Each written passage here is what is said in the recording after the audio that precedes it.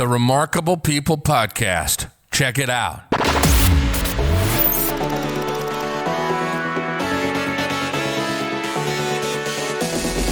The Remarkable People Podcast. Listen, do, repeat. For life.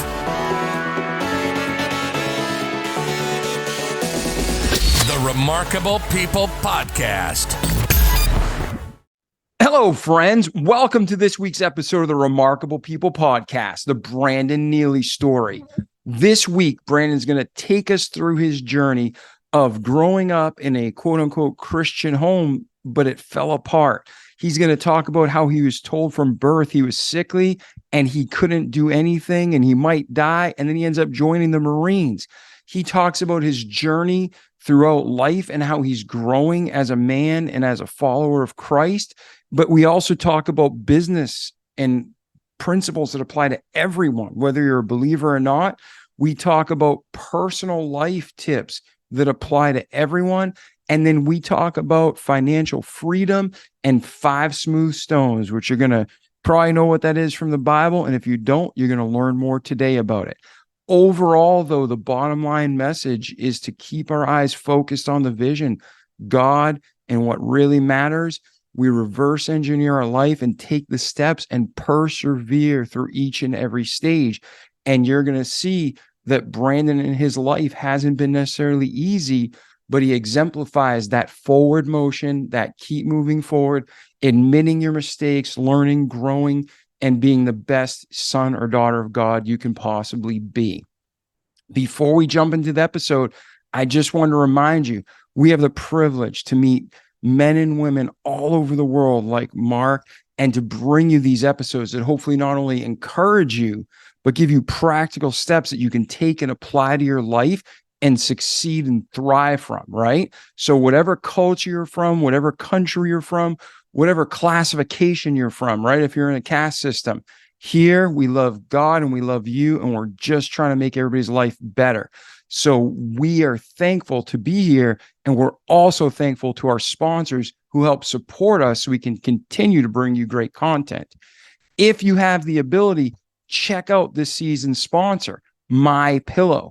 When you go to mypillow.com or even call in and use promo code REMARKABLE, that gets you up to 80% off all of your orders, all of them, up to 80%. It's amazing. I personally use MyPillow before they were a sponsor. They have over 250 products. They literally have everything from pillows and sheets and slippers to full-blown beds and household items. So check out mypillow.com. Look at all the great stuff they have.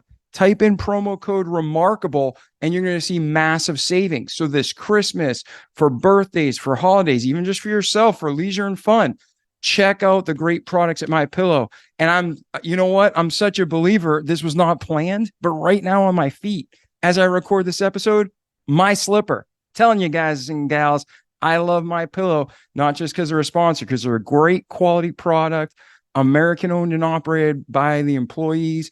And they are trying to make a difference in your life, in your home, and in America. So check out and support MyPillow.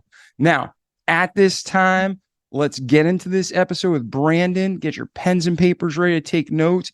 When you're done, reach out to Brandon and myself if you have any questions, but we want to see you apply this knowledge and have a better life.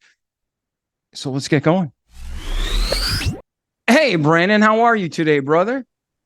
I'm good, David. I'm excited to be here. Oh, me and the listeners are excited to have you here. Welcome to our community. And on this show, like we discussed in the past and like our listeners know, but for our first-time listeners, what we're going to do is we're going to hear what makes you remarkable, and not in an egotistical way, but what God was able to use and do in your life through you. And then we're going to kind of reverse engineer what you were able to overcome and achieve into the practical steps of how you did it, so me and the listeners can too. And then at the end, we'll transition to where you are today and where you're headed. So hopefully now we can help you get there. Sound good? Sounds perfect. Awesome, man. So if you were to summarize, in this show, people are going to get tons of life tips and gold nuggets that they can apply and benefit from. But if our listeners stay with this episode, Listen to it its entirety. What's one thing you promise and guarantee they'll get by the end?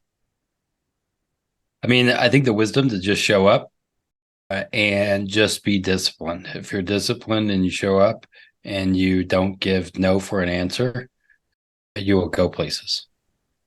Beautiful. That's so true on a biblical level and a life experience level.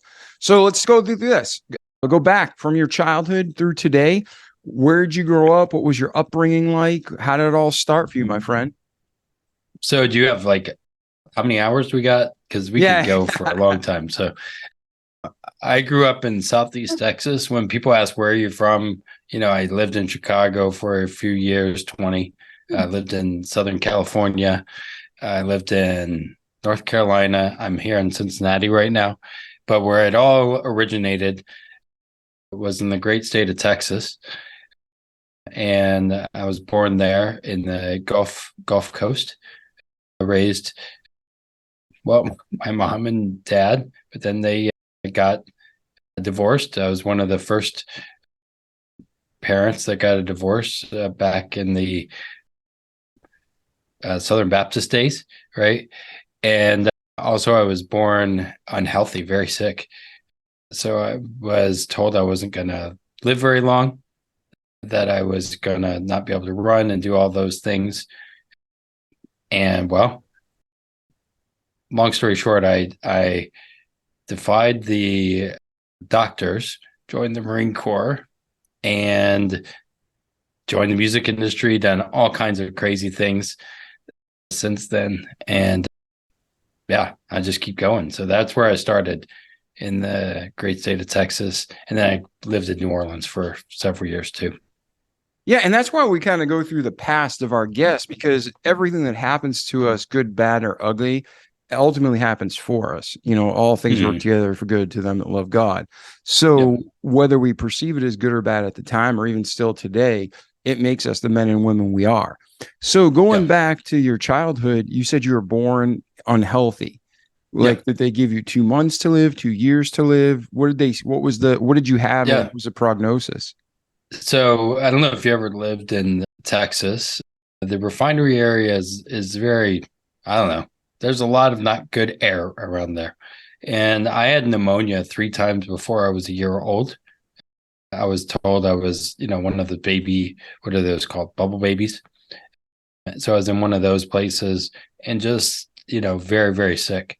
And they just said, he's not going to make it. He's going to just be, what do you call that? Not a runner, not going to be able to do those kind of things. So that's kind of why I joined the Marine Corps, because they said I couldn't. So the doctors said, he's not going to run. He's not going to do this. This is what I grew up on, telling me what I cannot do. And, I'm not one. I'm a business owner. Don't tell me I can't do something. I'll prove you wrong. Okay. So you're going through, and were you an only child, brothers, sisters? So I did have after I was born and my mom got a divorce, she married, my white mom married my sister's father. So then I had a sister. So it was half sister, but she's pretty much a full sister.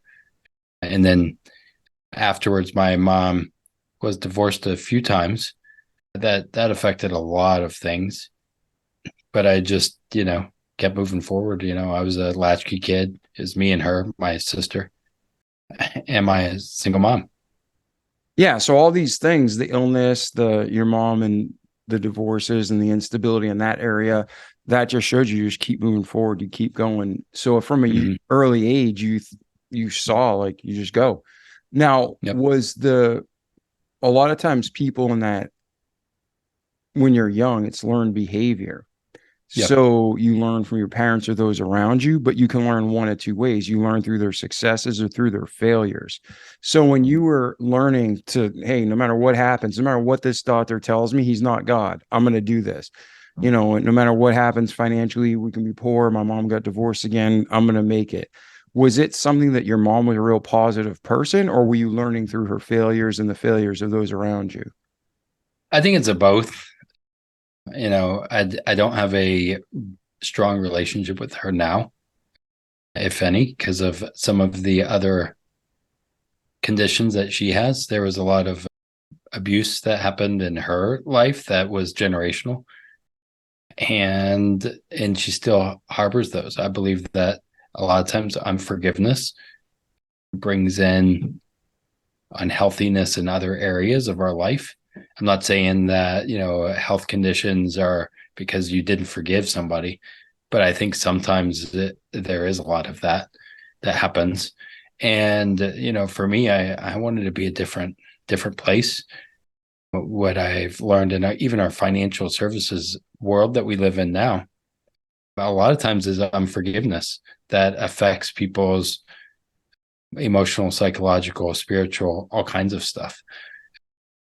And it was a very hard thing to go through, seeing, my mom multiple married, and just learning, I don't want that for my family.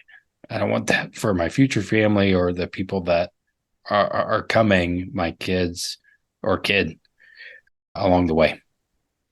Yeah, that makes total sense. And there's, just because we don't understand it doesn't mean it's not true, but more and more scientific data is coming out every day that more diseases are caused by emotions and spiritual conditions than anything physiological. And they're even tying it directly, like, this type of cancer is directly related to this trauma. So I think you're spot on, man. All right. So now you're going through all this, you're in school, you're growing up, you decide to become a Marine. Did you join as soon as high school was over? Did you go to college first? What was your path? Yeah, I had no dad, right? So I was like, well, how am I going to learn this guy stuff? So I was like, well, let's join the Marine Corps because, those are manly guys. They alpha of alpha, right? Right. Yeah. And I was like, and they told me I couldn't run. Might as well join that one. I didn't realize I should have watched Full Metal Jacket and I would have chosen a different path maybe. but I did it, overcame that. It was 4 years of hell. It was not the easiest thing, but I overcome it and learned that I could accomplish more than I thought I could. Now, would I ever go back into it and do it? No, never again. And I don't know if you care about age, but I'm 46. And are you around the same age? Yeah. Yeah. Yeah. So when we were younger, there was commercials for the Marines. Yeah. I mean, it was, we do more before 5 a.m. than most people do all day. And it was real. Yeah. And so that was the challenge you went through. It wasn't like, health club. Yeah. And it was a great experience. I learned a lot. I did a lot of things I probably shouldn't have done there, but I did learn I could accomplish more. But there was a lot of, so I go to a church called Crossroads here in Cincinnati, and the pastor Brian told me, he says there's a lot of boys who are older and there's a lot of men who are young, 18-year-old men, and I think that there's a lot of, even in the military, there's still a lot of boys, even though they might be gunnery sergeants, right? And I think that that's the difference, and I'm also have a background in church planting and all of that. And I feel like I've matured. Back then I was a boy, and a lot of people, just big guns and do all kinds of crazy stuff. Now there's difference, wisdom over time. So I don't know. And that's interesting. We're kind of jumping, but when you were younger, you mentioned you were part of the church and it was a divorce, which was taboo. Yep. And then your dad, did he pop smoke and leave? He wasn't even part of your life? Or because I know you said your mom. Yeah. He was supposed to get married to my mom. I keep saying the different words, right?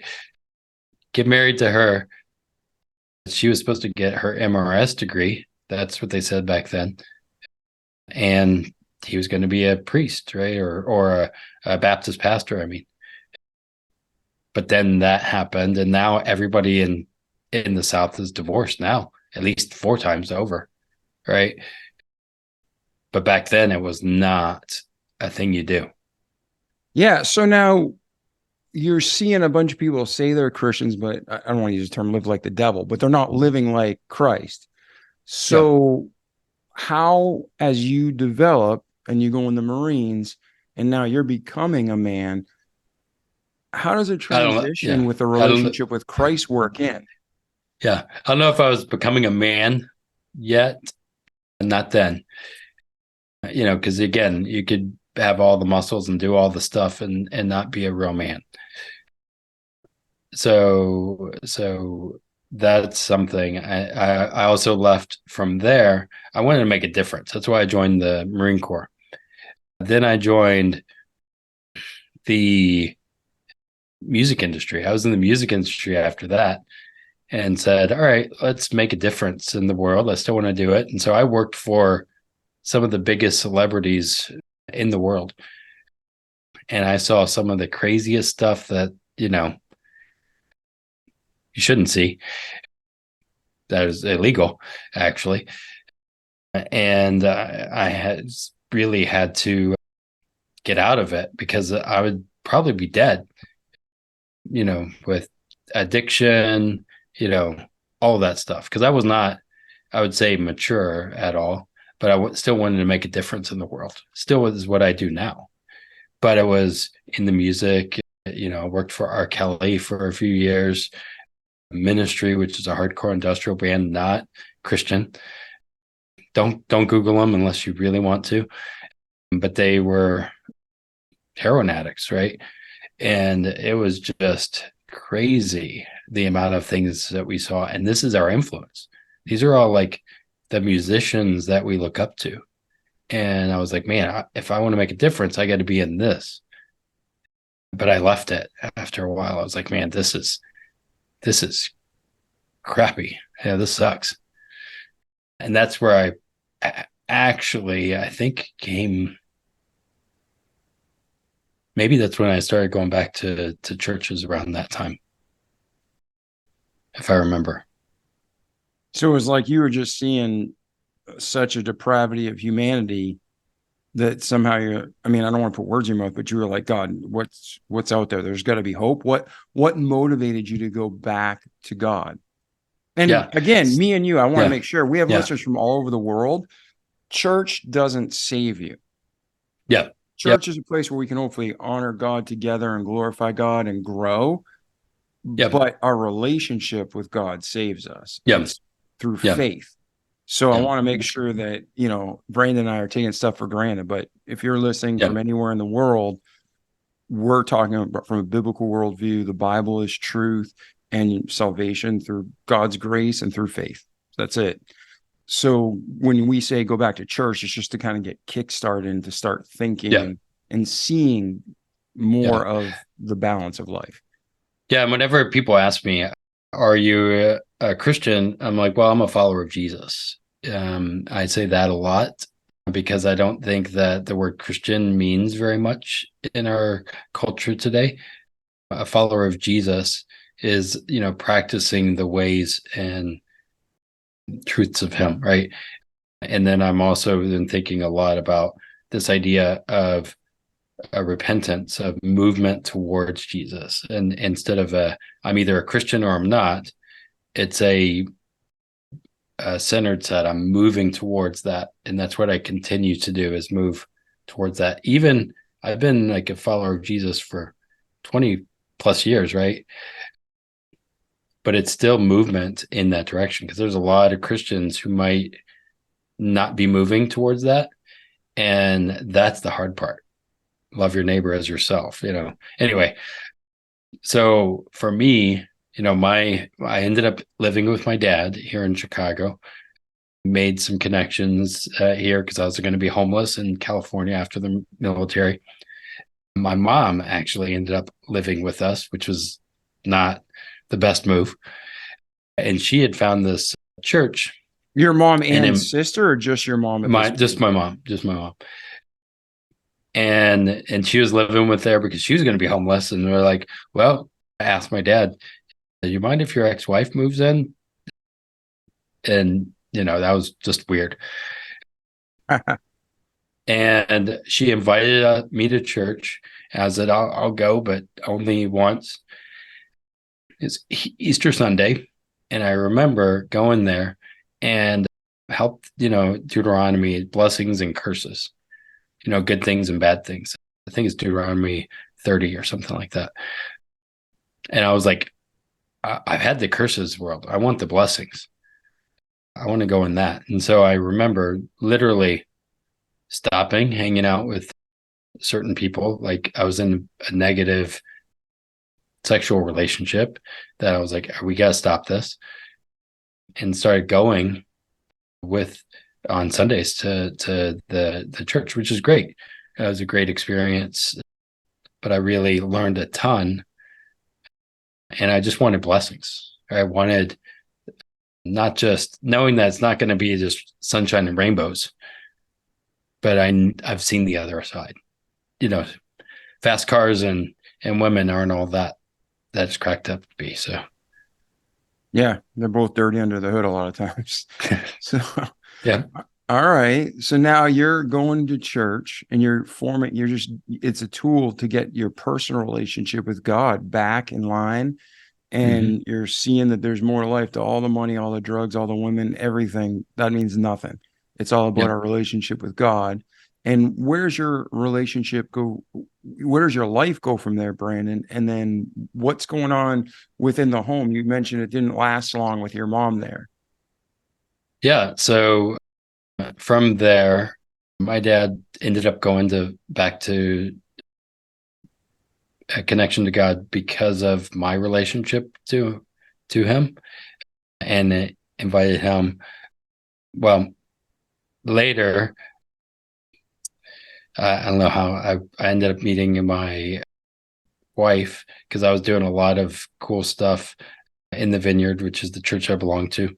I was planning to be like a pastor or something like that. And so met other people, young people, through that relationship.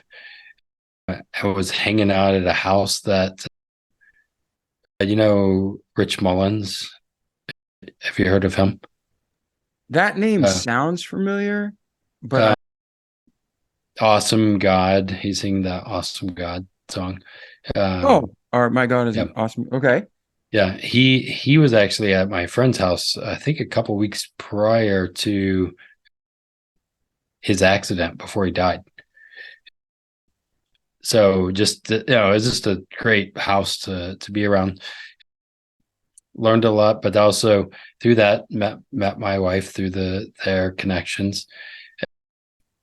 And I'm saying a lot.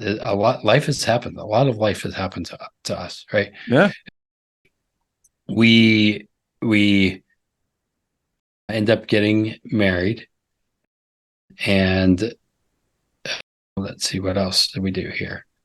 This was where I told her you need to move in with me because I make the most money here in our area, the suburbs. And she's like, well, you need to come to Chicago because that's where I think God's calling us. And this verse, in humility, consider others better than yourself, came up 5 or 6 times in a row. And I was like, oh no, I got to move to Chicago and I got to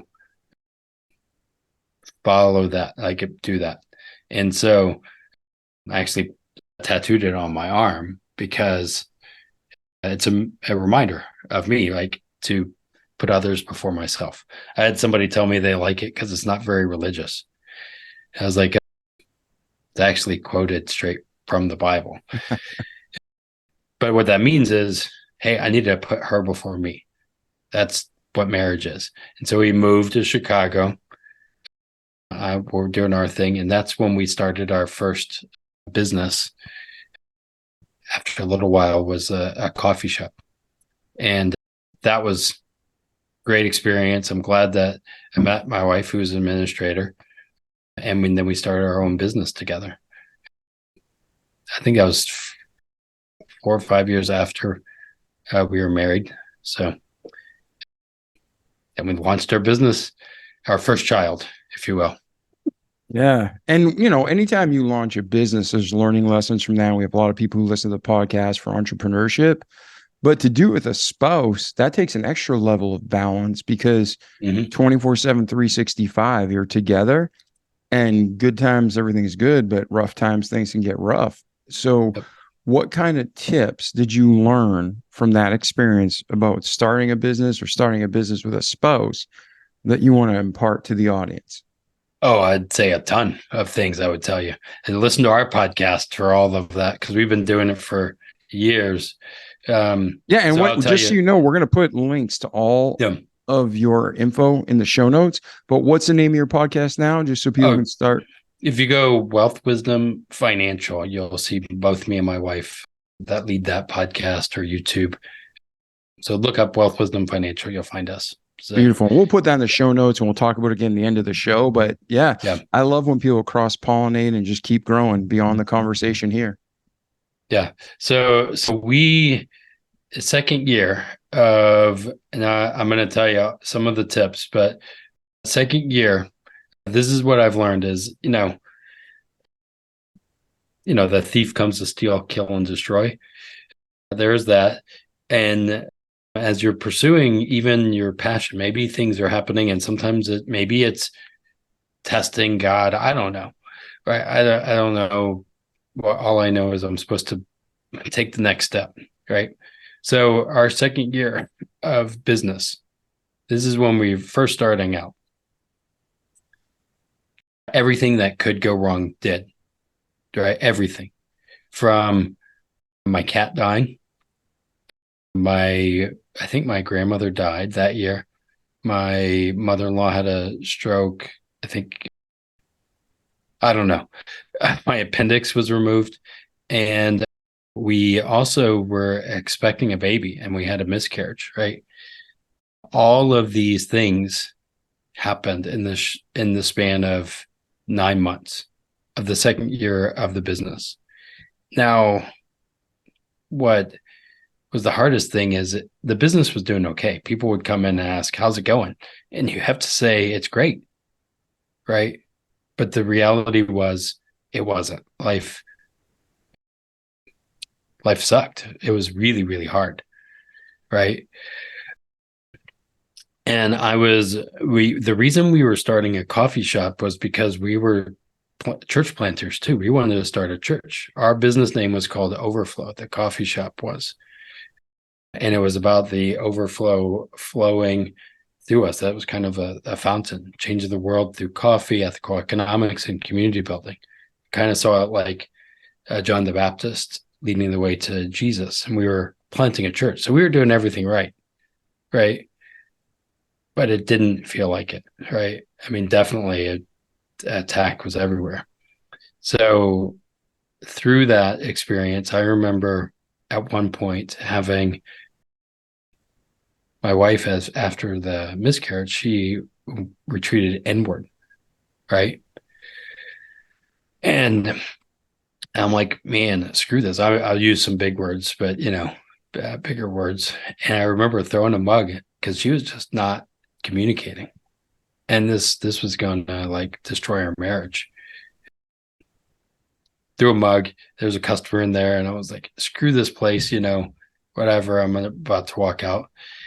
And we had too much debt, right? We couldn't close anything because or get divorced because the debt was too much. It was too messed up. But I remember talking to my spiritual director, calling and asking, what do we need to do? What do we do here? And that was one of my key things, is having a team around you that care about you, not just what you're going to accomplish, but you, right?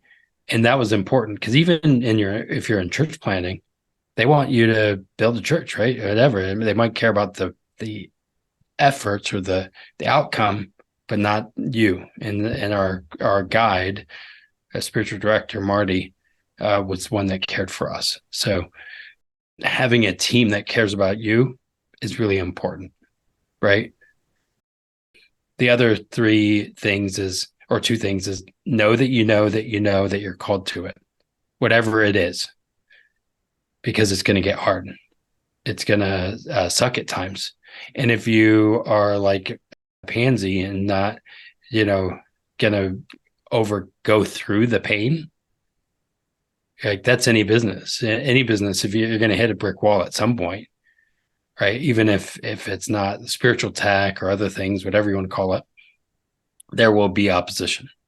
So you need to know that you're called, have a team, and then know your numbers. Most people don't know their numbers at all. And so those three things I tell every business owner, have those in place from day one, so that way you can thrive. And it still might not work, right? Even if the best laid plans, it still may be a challenge. But those things are what got us through to the thriving business that it was. So the three things every business owner should know is know your calling, that this is what we're called to do, have a team surrounding you to love you. And then what was the third one? How did you know your numbers? Know your numbers. And when you say Yep. that, you mean basically like, no, these are my costs, these are my expenses, this is Yep. my margins. Know the math. Don't just say, oh, God's going to take care of us, blah, blah, blah, and be all on one side. Know the numbers, and be ready to like put everything into it. 5 years, we burned the bridges, but also at the same time, know God called us to it. We know for sure. But he also said at one point, all right, it's time to go. And I was okay with that. Yeah. Yeah. I couldn't agree with you more, Brandon. I know I've seen firsthand. I came into some companies that were in the red, and my job was to turn them around, make them profitable. And they wanted to form partnerships with global organizations who are well known, but they didn't know the numbers. And literally by forming these partnerships, they would have went deeper in the red because the volume, and they were losing money per unit. So it's like the more you sell, that's great for your ego, but you're literally digging yourself in millions of dollars of debt to say you work with this organization, right? Yep. So yeah, it's huge. Now, another thing I want to touch on and talk about what you've learned from this is God's perfect, and he hasn't changed. He was, is, and will be 100% holy. But we have our churches and our opinions, and we, interpret scripture differently. And, I always tell people, you're right and I'm wrong about a topic. I'm right and you're wrong about a topic, or we're both wrong. And we need to seek God's truth either way, right? Yeah. So when you're going through this, you're hurting, and you said, well, we can't tell people. Now that's not a truth, but I know what you're saying. Socially, we're not supposed to act that way and behave that way. We're not supposed to, or at least to your customers, not to my customers, you're not saying, life sucks right now. Can you buy a cup of coffee and come back tomorrow? It doesn't work that way. But between business and church, though, there's so much fake that when you're real, you're almost getting stones thrown in your head. Yeah. So where do you think the balance is? Because I have experience in business, you have experience in business, and I believe that transparency and honesty is huge. Now, there's still discretion, what you're talking about. But because, if you're trying to make a big sale and you're like, oh, we're on the brink of bankruptcy, nobody's going to want to buy from you. You're just ensuring your bankruptcy. But at the same time, if you're lying to them and you really are about to go bankrupt, that would be negligent. So there has to be a balance. But whether you are talking about your personal life, your marriage is suffering, and in your church, you're pretending everything's great at the Sunday social, right? And then you have your business, you're struggling, you're throwing cups at the wall. That's not a good testimony. So where did you find the balance to be? Yeah, I think it's when you're in movement, you're actually never in balance, right? When you're walking, because you're moving from one side to another. It's like a dance, right? So I don't know that I can ever be in balance, because it's about the movement and the growth, right? That's at least me. I don't know, because I've been thinking about this whole walking thing, and I'm like, are we balanced, or as we're moving, because you get off balance every time you take a step. And so it's been more of like, hey, I have a good group of people around me, but even then, even as in a small group of do I share this with them? They're not going to get it. And it's hard if you're a high level business owner to find the right people. That's why I think Jesus only had a few really close knit. And I do think that there's all the stats are blinking red on loneliness, depression, everything right now.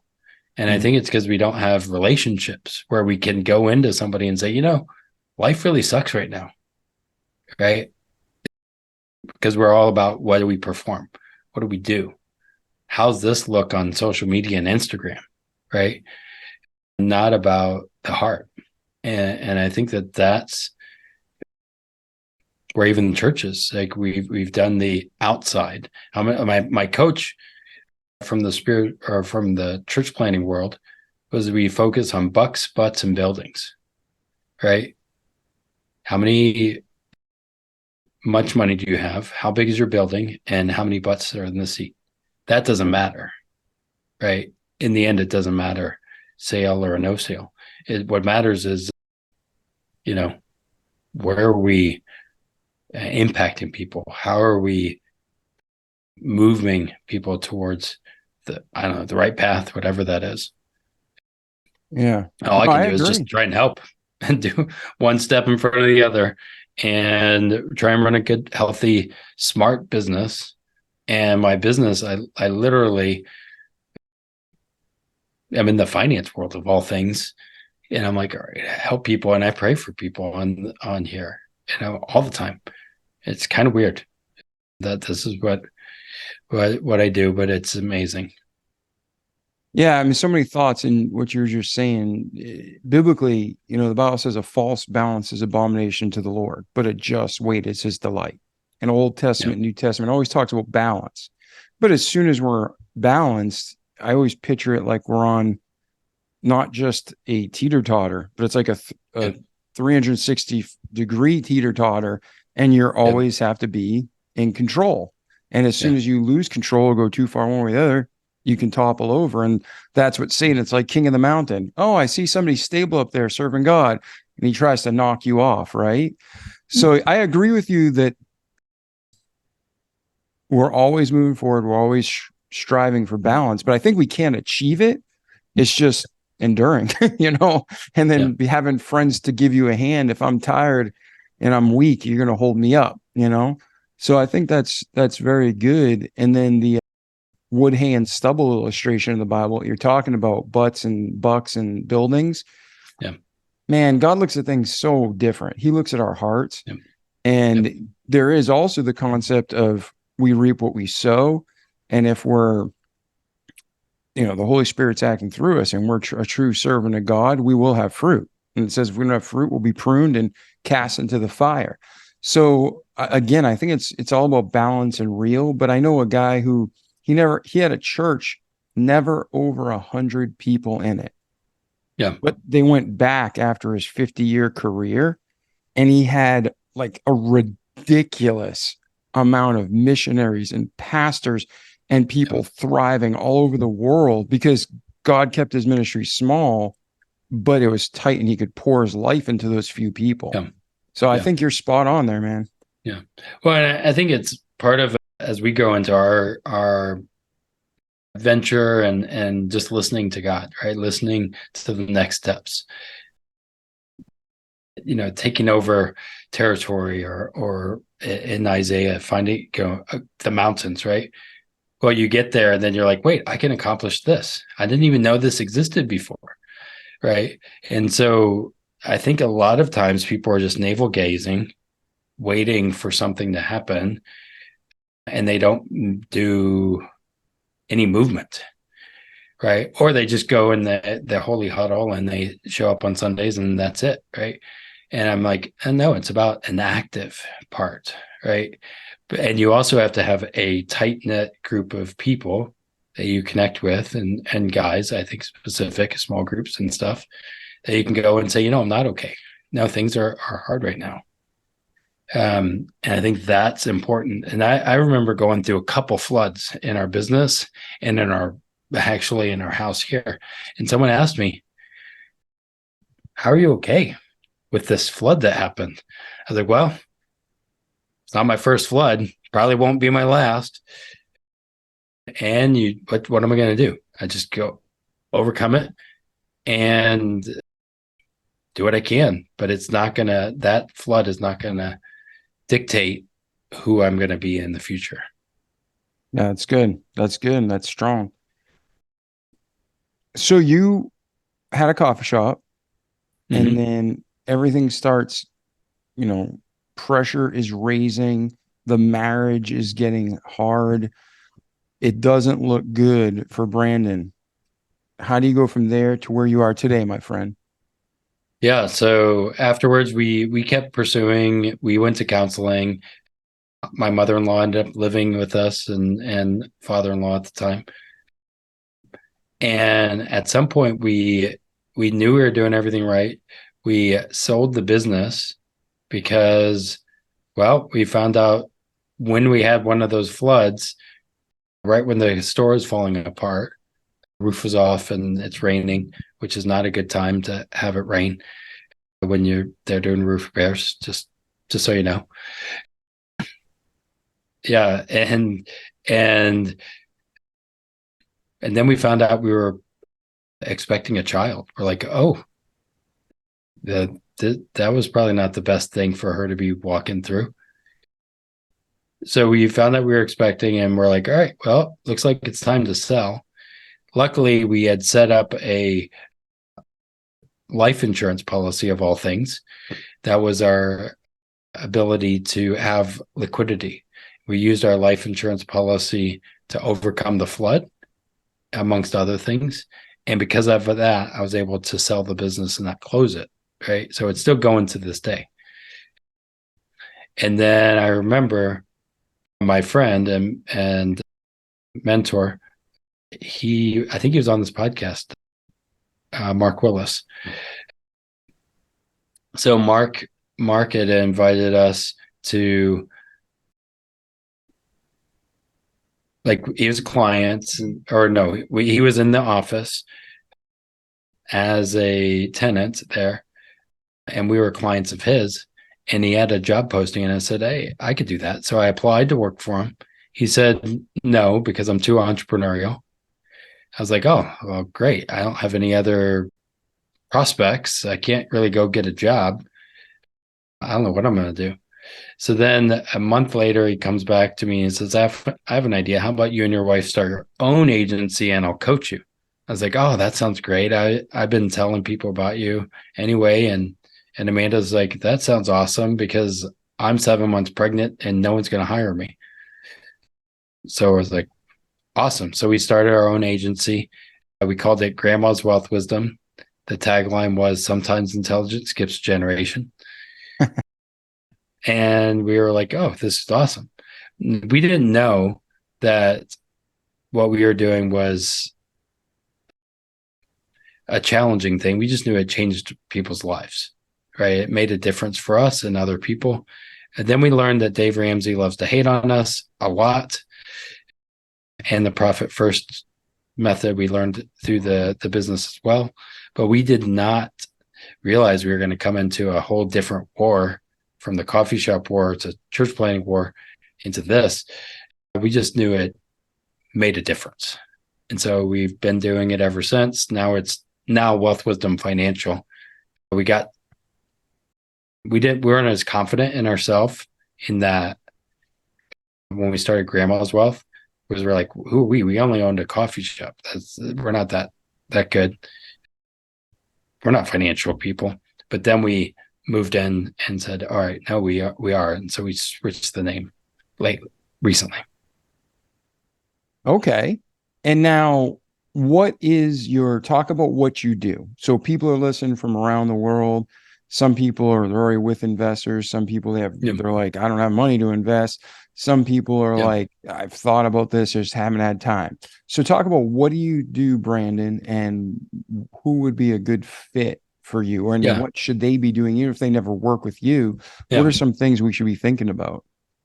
Yeah. So I think that investing versus savings is two different things, right?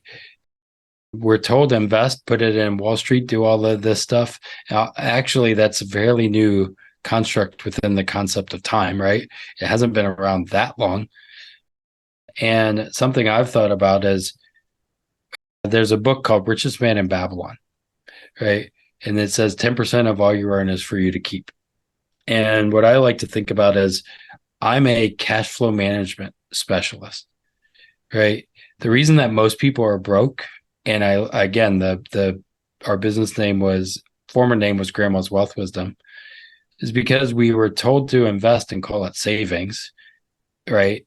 And it's not the same thing. And we wrote a book called 5 Smooth Stones recently. And in this stone, or in this, I don't know, do you know where 5 Smooth Stones comes from? Have you heard of it? From the David and Goliath story, correct? He picked 5 yeah. smooth stones and put them in his bag. Yeah. And he used one, right? Yeah. And before you go on, I want to disclaimer this. Brandon and I, we both love God. We love the Bible. I have no idea where he's going with this, but I've heard, just so you know, Brandon, there's so many concepts on the 5 smooth stones. I don't know. So I'm learning from you at this moment too, as our audience is.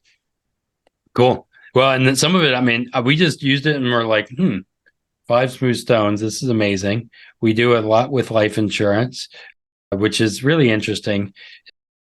The idea of life insurance, which is, I don't care whether you believe in term or whole life, it's to protect widows and orphans. That's what it was created for.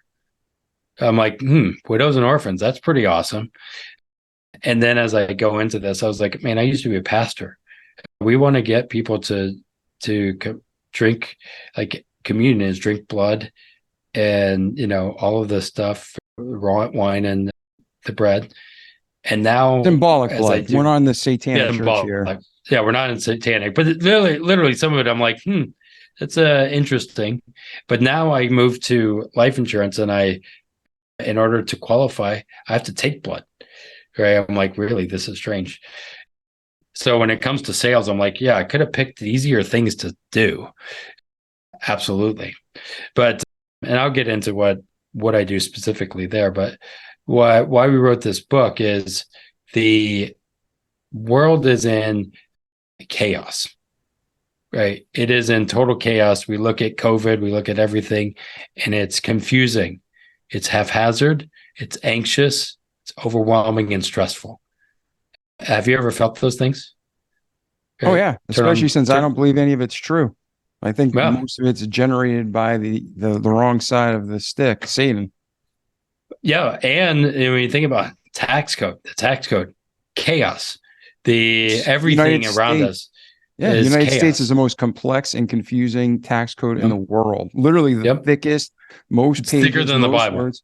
Yeah, and it's made to confuse so people can evade taxes and everybody else gets taxed till they die. And Donald Miller, he wrote StoryBrand. He wrote, if you confuse, you lose. So here's the thing. Even, again, looking at our money system, trying to figure out how your 401k works or all of that stuff, again, chaos, confusing, haphazard, anxious, overwhelming, and stressful. Why are most people broke? Because they have a lot of chaos around them and they're just told, put this, do this, all of that. So what we've thought about is, okay, as I do financial analysis for people, all the time I'm asking them questions, right? I'm asking, well, where do you want to be in 5 years? What's your goals, right? Where do you want to end up? Most people don't know. They are saying, oh, well, I want to go to Disney World. I want to do this. They haven't even asked their spouses. They haven't talked about this. I would tell you, I talk to more people now than when we were in the church world. I actually have real conversations, and I can tell because they are avoiding themselves most of the time, right? And that's the thing of asking yourself these questions. And so moving from chaos, we need to move, and this is why it's in this book that we wrote, to the still method, right? Be still and know is what Jesus does. He it's in the Bible quite a few times, but he retreats, right? And so we want to set our sights, track our in and out, inspect our progress, look for 1% adjustments, and live deliberately. That's the still method. It's pretty simple. Now, we could do this in all areas of our life, not just money, but we happen to do this with money. And for us, what do we want to end up? Track, that's budgeting, inspect, make 1% adjustments, not big ones, but 1%, and then live deliberately. And you do that over and over again, you'll make huge strides. But again, you have to sit with yourself and ask those questions, or your spouse, or both of you. Yeah, you have to have a vision. Even in people who don't believe in God, the Bible says where there's no vision, the people perish, but he that keepeth the law, happy is he. That's just one of the many places it talks about stuff like that. But when it comes to even the most ungodly human on the planet, but they're successful in business, they have a vision, they reverse engineer the steps to get there, and they go. That's it. It's common sense. But let me ask you a question. Your chaos.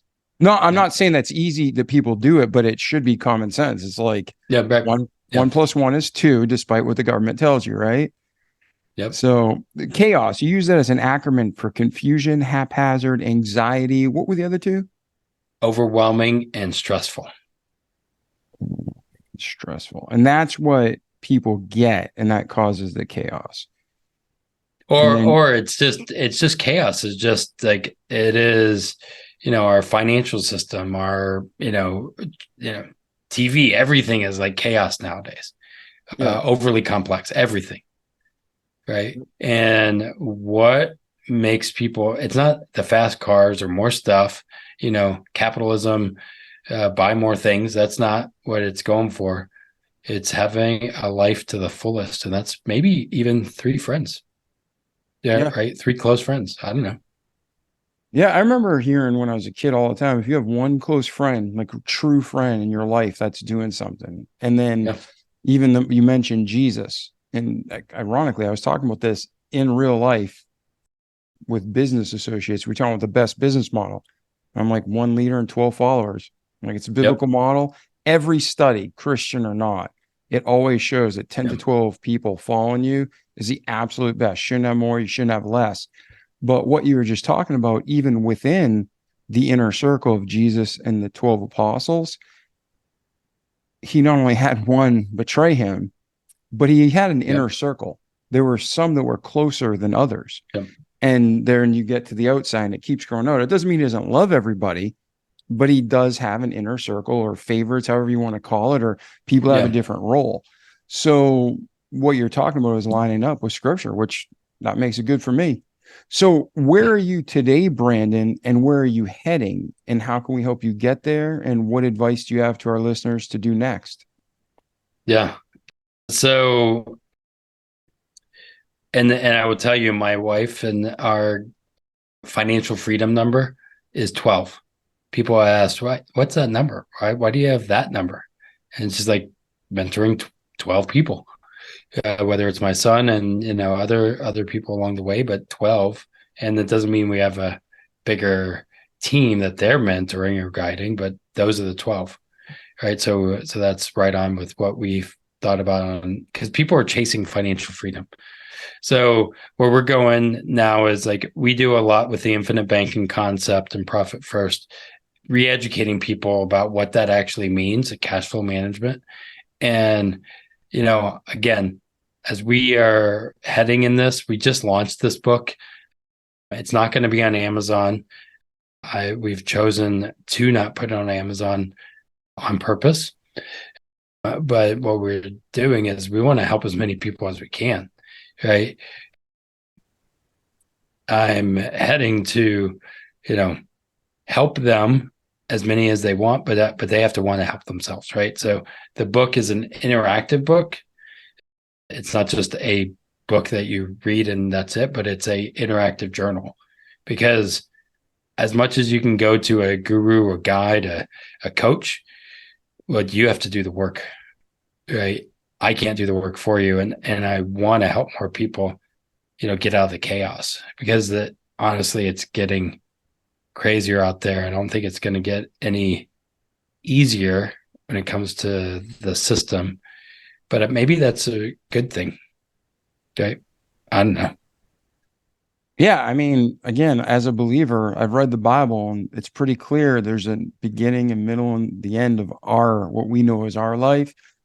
And I'm not going to say the world's ending today, but I don't think we're going to last 100 years. I mean, you look at this stuff going on right now with AI alone, one Yep. world order, one world currency, one world religion, the Pope trying to mix Christianity with Islam. And if you really look at the roots, Islam is a social structure that was political in nature, and it was created by the Catholic Church. It's just there's so much going on that if you actually study history, even if you're not a believer, it's pretty scary. And we're right there. So my main thing is, and you can chime up if you think I'm wrong or you have a different opinion. I think the number one thing we need to do is have our relationship with God secure. So we know when we die, when we take our last breath, are we with God for eternity? Or are we burning in hell in the lake of fire? After that, what kind of servant are we? What kind of son or daughter are we? And then like what you're doing is while we are on this earth, let's have a prosperous and financially free life, which is amazing. So if someone wants to get a hold of you, Brandon, what's the best way to reach you? Yeah, if you go to wealthwisdomfp.com, wealthwisdomfp.com, you can find me there. You can find us on YouTube. You can find us on all the places. I would say in closing some of it. So my dad was like, yeah, the world's going to end, blah, blah, blah, all that stuff. And I said, well, let's not screw it up more. I have a 5-year-old. Let's try and actually do something to make it better, not worse, just because it is happening. And this is the thing I want to leave. Yes, we're in a crazy situation, but it's up to us, right? It's 100% God, 100% us.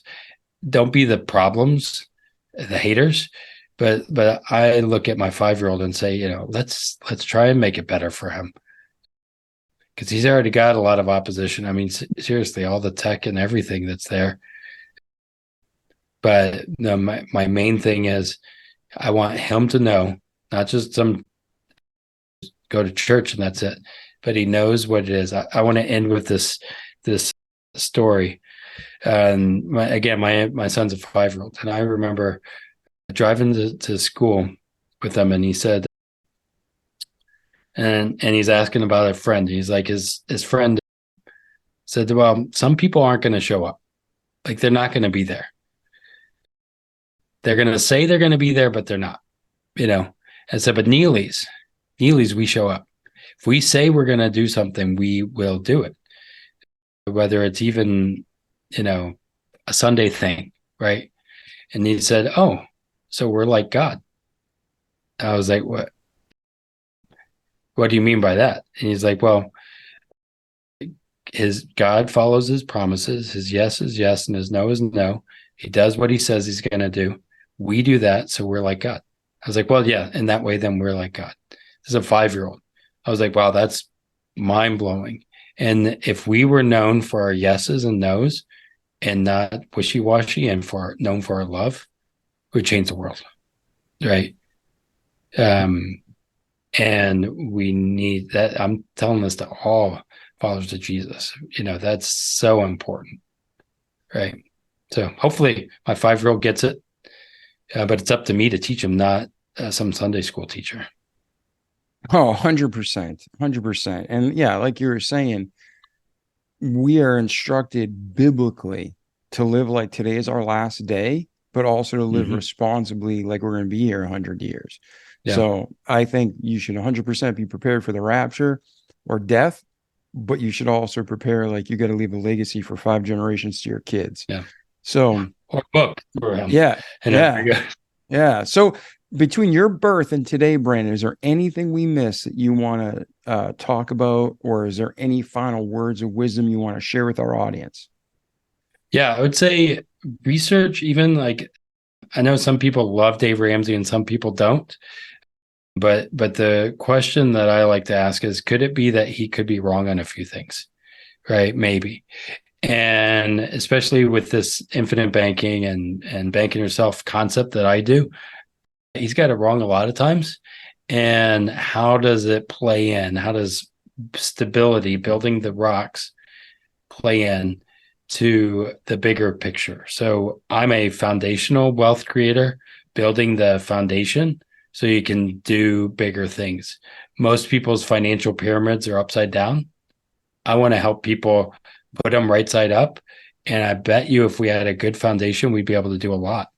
But that's why everything is in craziness, is we've been told to risk, no reward, and all that other stuff, right? So build your foundation in Jesus, on your financial foundation. That's what we need to do. All right. Well, ladies and gentlemen, this was our friend, Brandon Neely. Check out his website. Check out the work him and his wife are doing on their podcast. Check out the book, 5 Smooth Stones.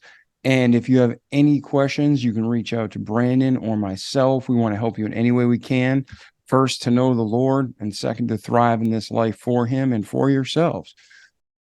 Like our slogan says, don't just listen to great content, but do it, repeat it, so you can have a great life in this world, but most importantly, in eternity to come.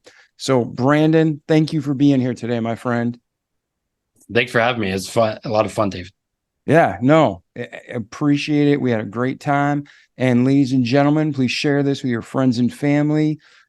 Support our sponsors because they support our podcast. We can keep bringing you great content. So check out My Pillow. Use promo code Remarkable. Get up to 80% off everything you order every time. It's amazing. And then anyone else you can think of that might need to hear this, forward it on, and just keep spreading truth around the world for Christ, his glory, and your benefit. That's it. I'm Dave Pasquale, and this is our friend Brandon Neely. We'll catch you in the next episode. Ciao. The Remarkable People Podcast. Check it out.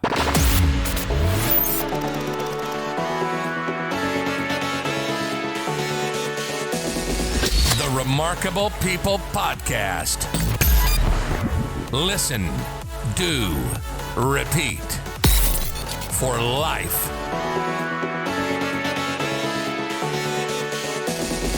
The Remarkable People Podcast.